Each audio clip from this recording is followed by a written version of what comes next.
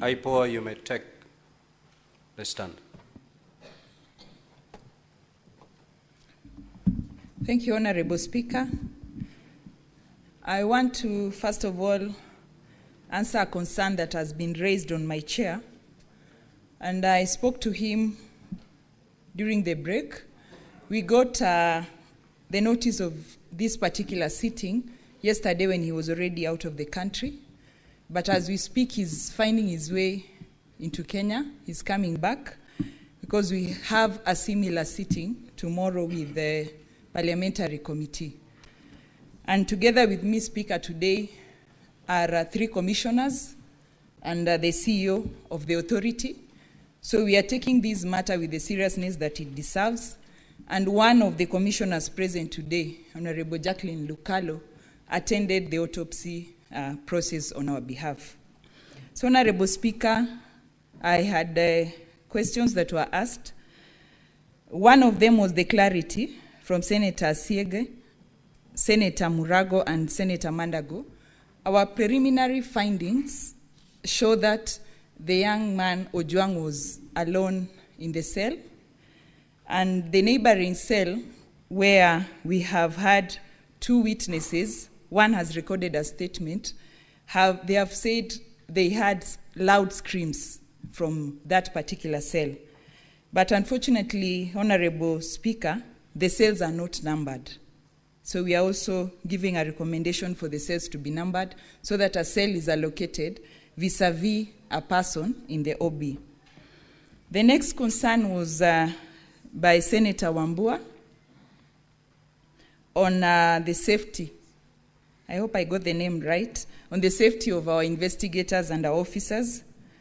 Honorable Speaker, our investigators especially are not safe, going by the fact that they're investigating armed police officers. But in the same light, in the security service laws, which are headed by the CS Interior, we are seeking for licensing to carry firearms.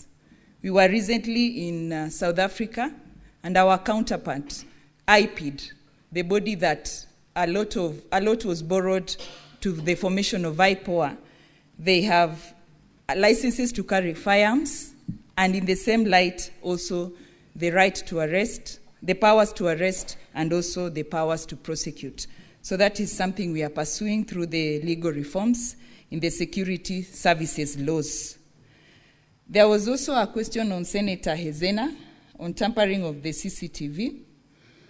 And as I had said, we have engaged experts on the retrieval of the same. And we have the DVR, that is like the motherboard of the CCTV with us. So that is what we will use to reconstruct the evidence if we are able to get, after the information that we'll get from the expert. As I had indicated, Chair, the investigations are ongoing, so I believe we'll have more information as we go by. There was also a question by, I believe, the forensic laboratory. And we have a small forensic laboratory at the authority that we use, especially on the small cases.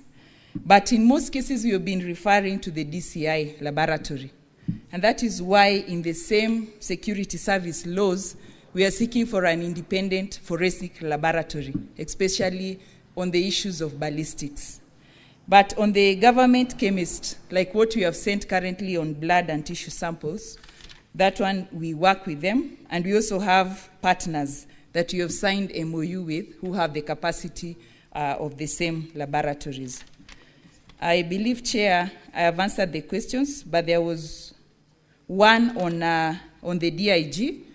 And as I had indicated, we are taking statements from the officers who are at the station. In total, there are 17.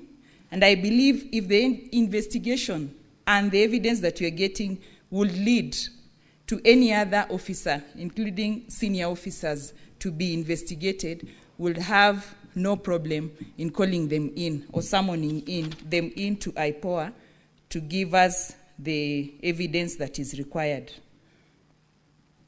With what we are receiving today, as Professor Kamar has asked, what is leading?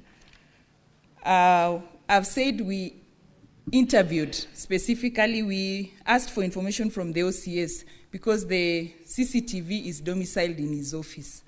So after today, I believe we'll be able to have a report that we'll give to the committee as our progress report. And I believe, as Honorable Sigei said, we'll be able to work in less than the 10 days to submit the file to the ODPP. But we seek for cooperation from the Senate, Honorable Speaker. We have a small budget. We are really understaffed. We have 77 investigators across the country. So we are hoping that we will get that support to be able to fulfill our mandate. Thank you very much, Mr. Speaker.